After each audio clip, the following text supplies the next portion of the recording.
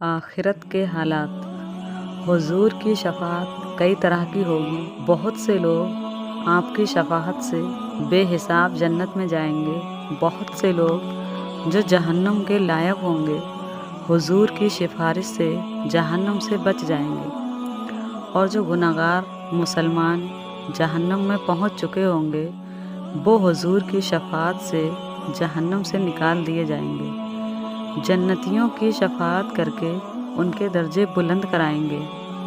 कौन कौन से लोग शफाअत करेंगे? हुजूर सल्लल्लाहु ताला अलैहि वसल्लम के अलावा बाकी अंबिया, सहाबा, उल्मा, औलिया, शहीद, कुरान के हाफिज, हाजी, ये लोग भी शफाअत कराएंगे। लोग उल्मा को अपने ताल्लुक़ याद दिलाएंगे।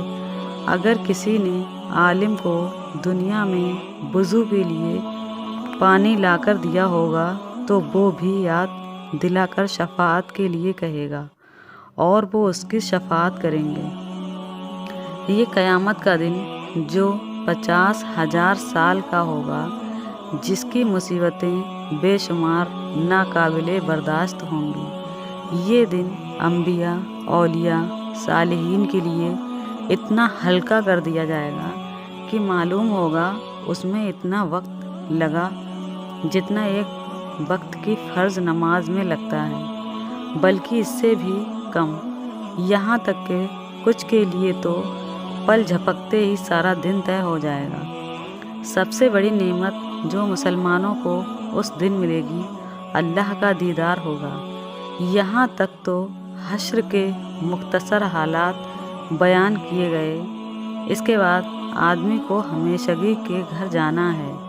किसी को आराम का घर मिलेगा जिसके ऐशो आराम की कोई इंतहा नहीं, उसको जन्नत कहते हैं। किसी को तकलीफ़ के घर में जाना पड़ेगा जिसकी तकलीफ़ की कोई हद नहीं, जिसे जहन्नुम कहते हैं। जन्नत जहन्नुम हक़ है, इनका इनकार करने वाला काफिर है। जन्नत जहन्नुम बन चुके हैं और अब मौजूद हैं, ये नहीं कि क़यामत के दिन बनाए जाएंगे।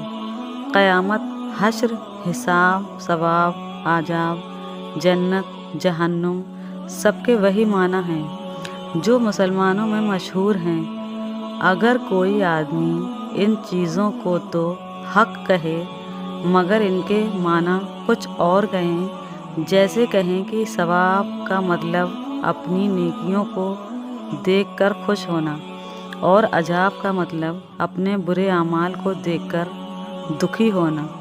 हश्र सिर्फ रूहों का होगा, बदन का नहीं। तो ऐसा आदमी हकीकत में उन चीज़ों का इनकार करने वाला है और वो काफिर है।